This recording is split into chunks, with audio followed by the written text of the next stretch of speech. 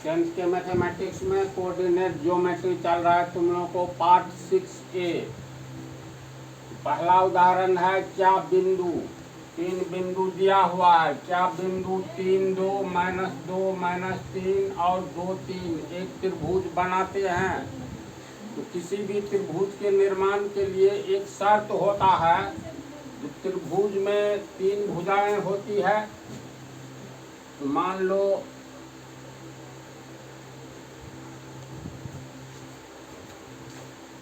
ABC एक त्रिभुज है। तो त्रिभुज का निर्माण किन परिस्थितियों में होता है। इसका शर्त है किसी भी त्रिभुज के निर्माण के लिए किसी भी 2 भुजाओं का योग तीसरी भुजा के बराबर या उससे बड़ा होना चाहिए। बहुत महत्वपूर्ण क्वेश्चन है ये, इसमें नहीं दिया हुआ है। किसी भी त्रिभुज के निर्माण के लिए त्रिभुज के 3 भुजाओं में से किसी 2 भुजा का योग तीसरी भुजा के बराबर या उससे बड़ा होना चाहिए।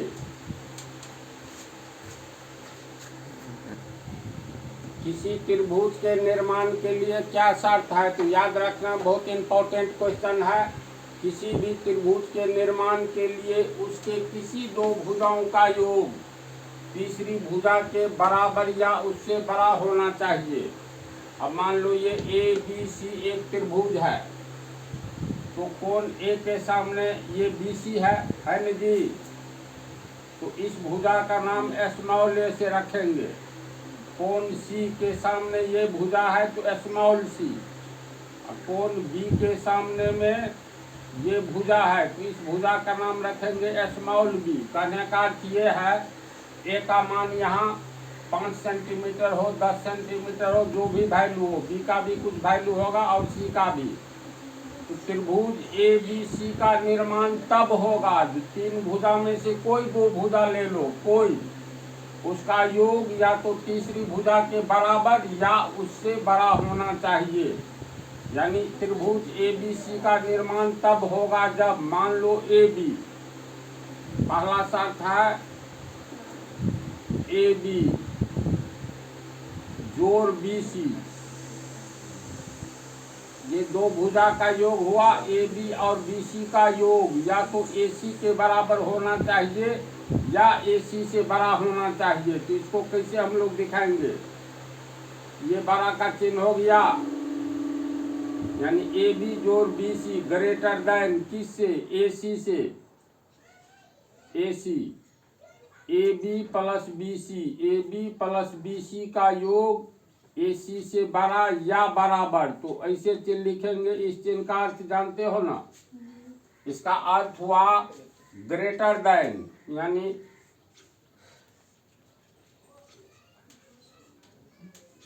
इसका क्या अर्थ हुआ, इसका अर्थ हुआ x या तो 0 से बड़ा है या 0 के बराबर है।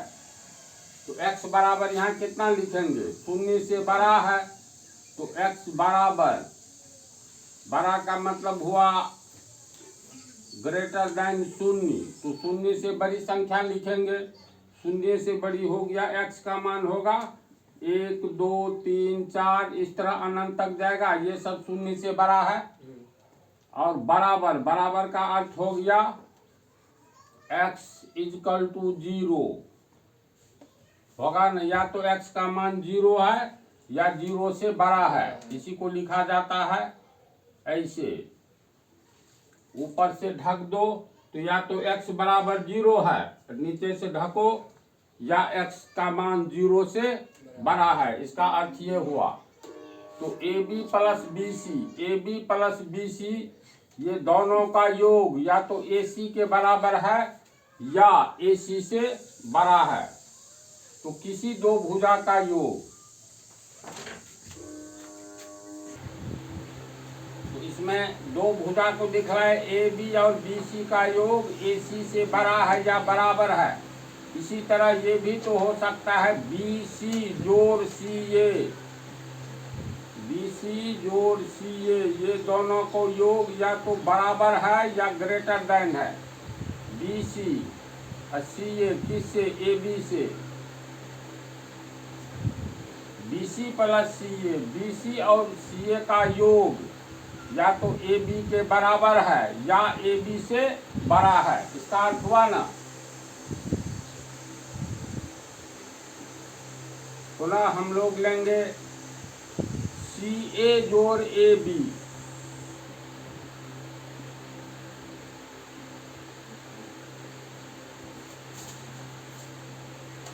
CA जोड़ AB, ये दोनों भुजा का योग या तो BC से बड़ा है, BC से बड़ा है या BC के बराबर है। इसको समझा अच्छी तरह, इसको याद रखना है।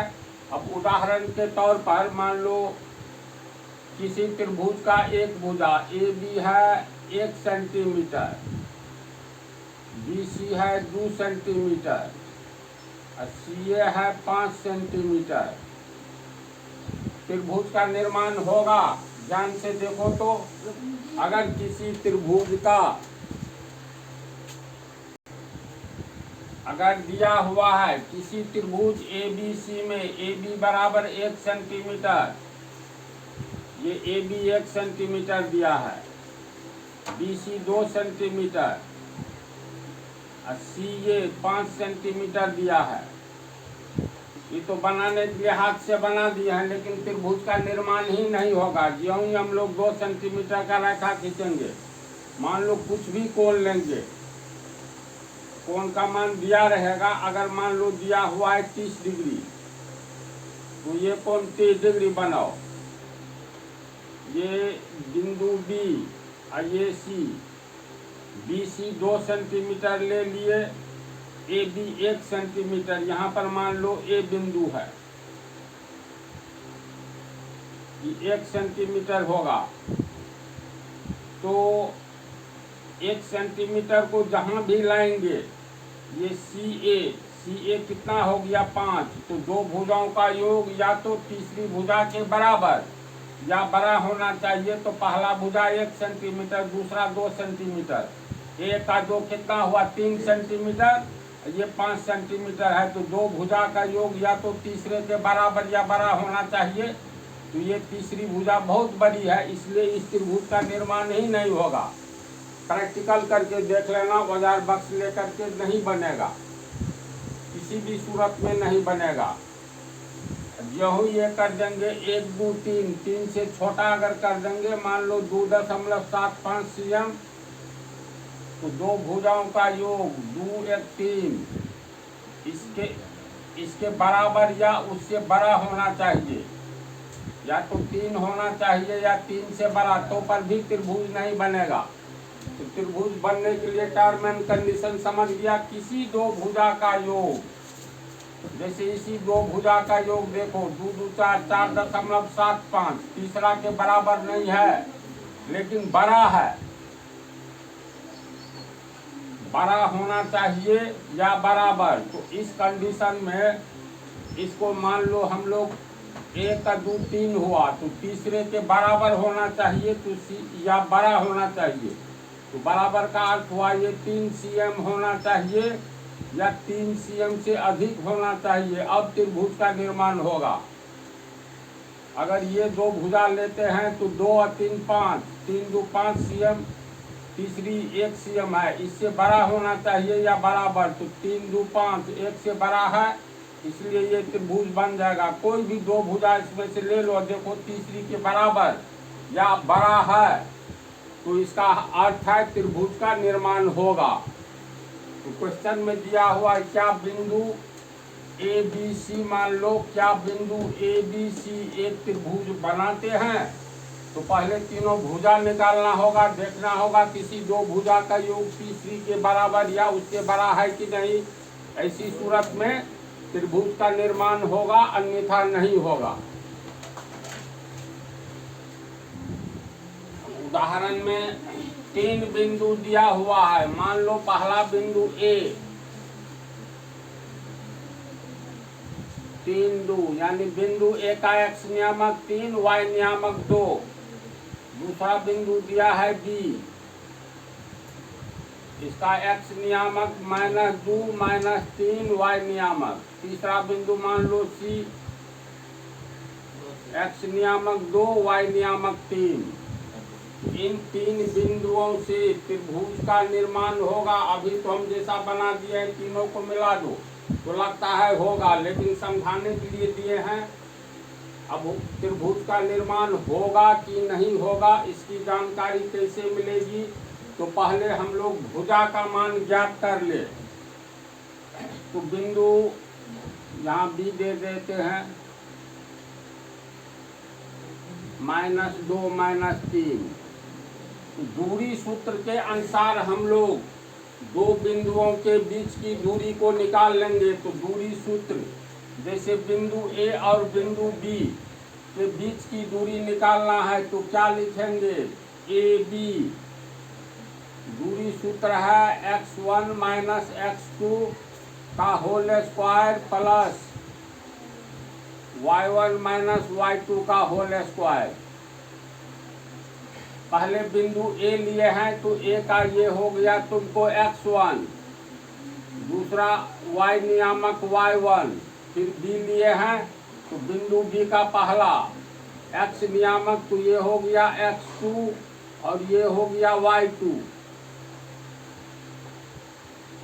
तो ए बी बराबर √अंडर x1 का मान कितना? तो x1 का मान 3, तो 3 माइनस x2, x2 का मान -2, तो -2 x1 माइनस x2 और पूरे का होल स्क्वायर, तो whole square plus y1, y1 का मान 2 माइनस y2, y2 का मान -3। पोस्ट होगा बीच में y1 माइनस y2 का होल स्क्वायर, होगा इतना 3 माइनस माइनस प्लस होगा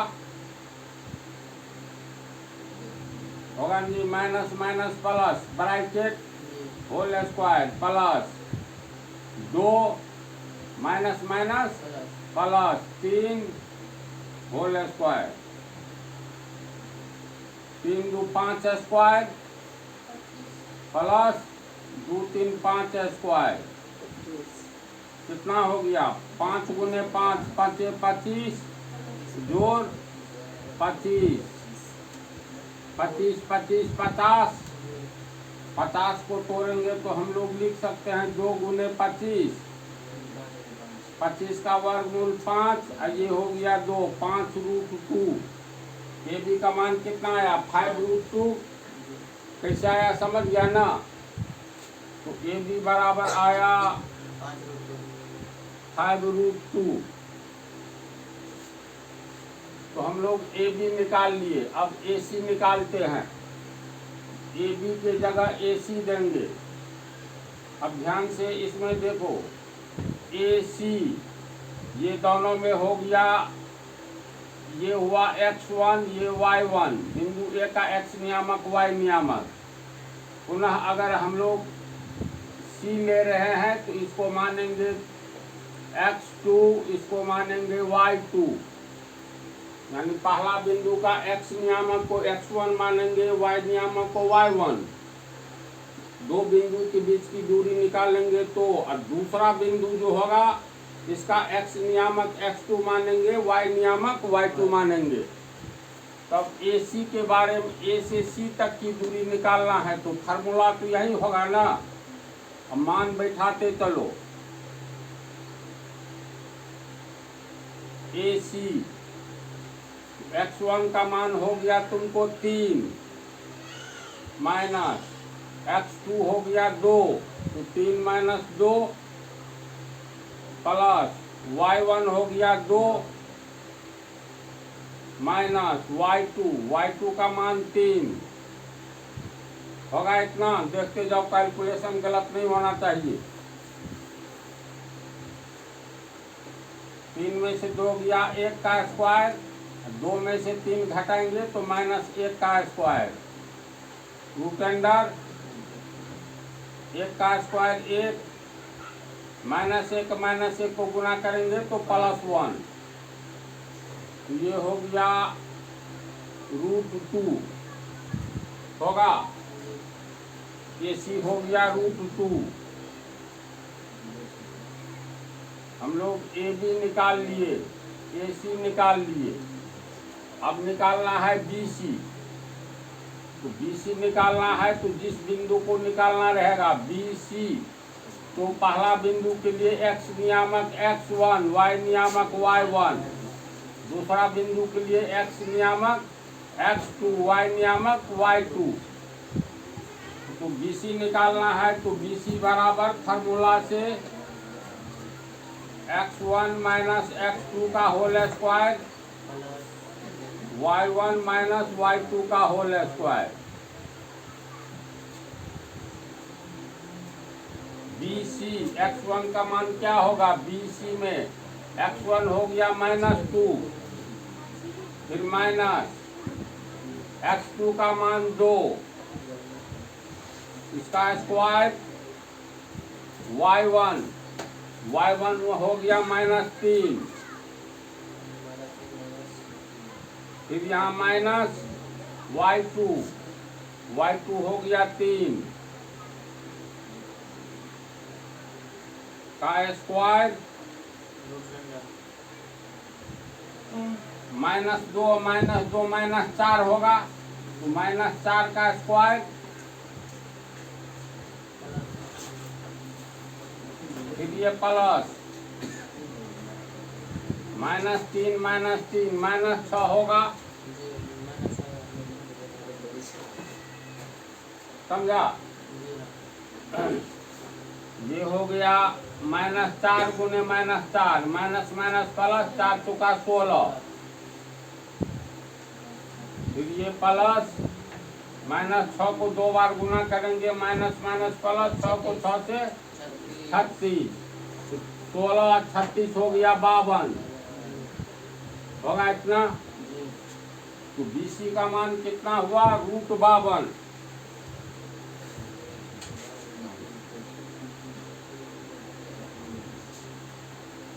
इसको हम लोग तोड़ेंगे तो लिख सकते हैं 13 चौका 52, 13 का वर्गमूल नहीं, 4 का वर्गमूल तो 2 आ रहा है, तो 2 और √13 हो गया। तो BC का मान कितना हुआ? 2√13।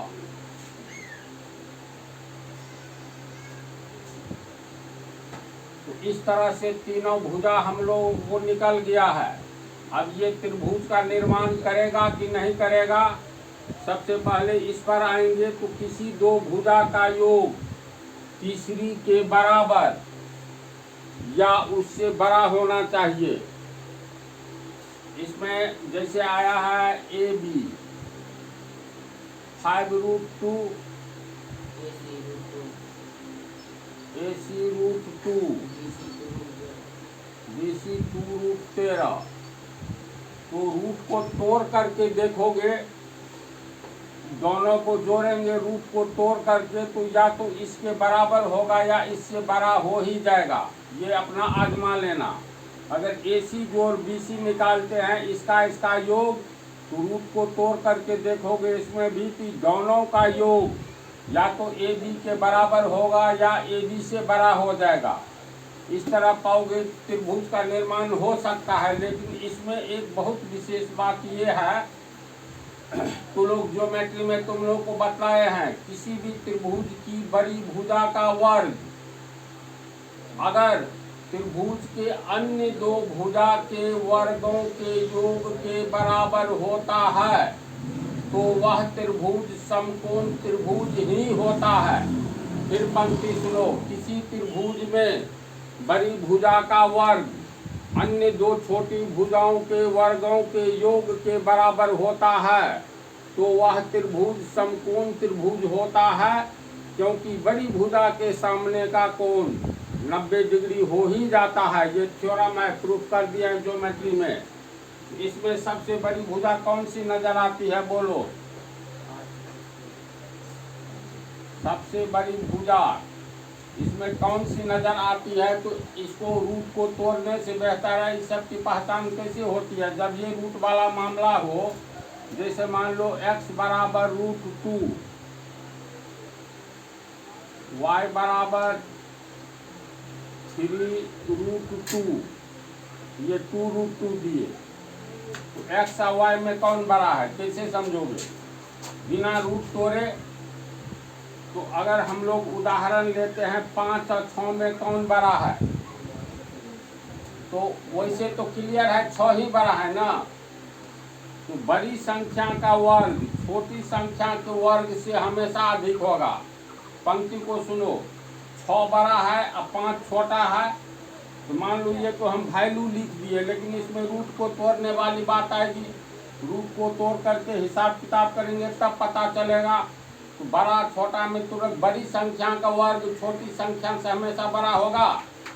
बड़ी संख्या 6 है तो 6 का वर्ग 6 गुने 6 36 होगा, 5 का 5 25, तो बड़ी संख्या का वर्ग देखो 36 बड़ा है 25 से।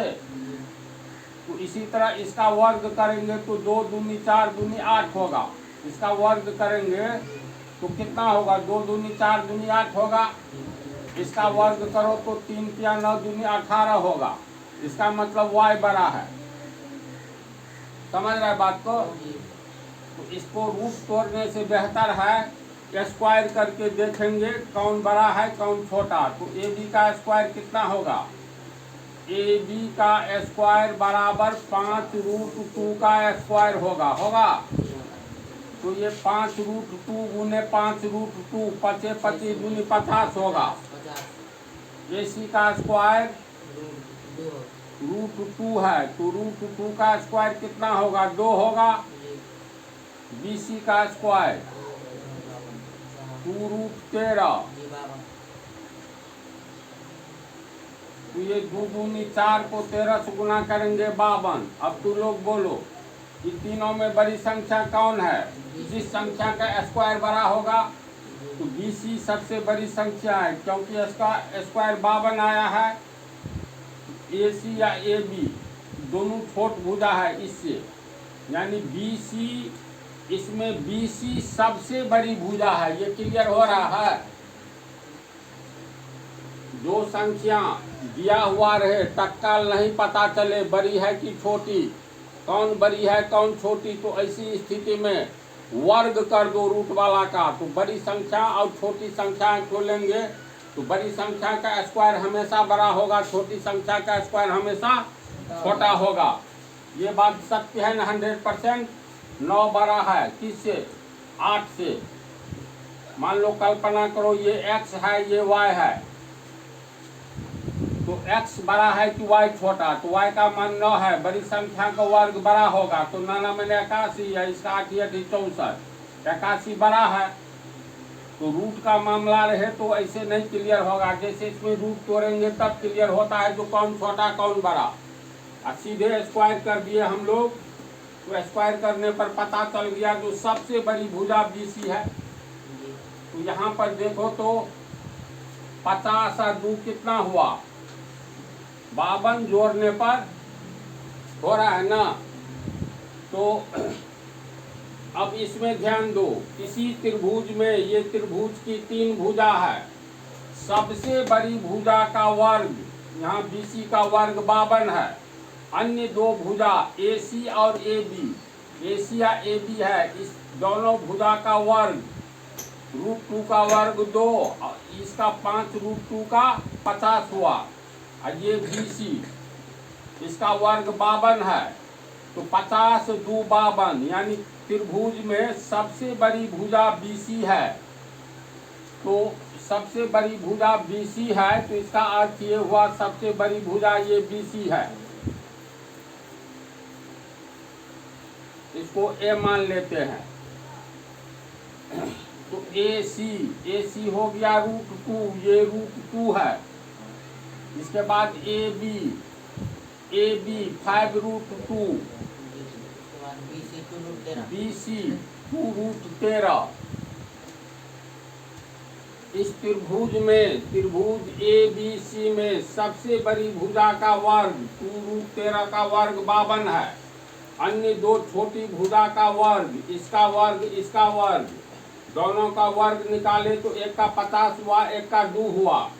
इसमें क्लियर है सबसे बड़ी भुजा का वर्ग 52 होता है, जो अन्य 2 छोटी भुजाओं के वर्गों के योग के बराबर है। इसका वर्ग ये, इसका वर्ग ये।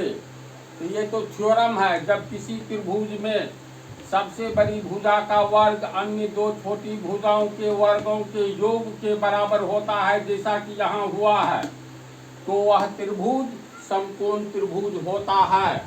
इसलिए दिए गए बिंदुओं से बनने वाला त्रिभुज कहता है, बतलाइए किस प्रकार का त्रिभुज बनता है। आंसर क्या आ रहा है? समकोण त्रिभुज बनता है। कैसे?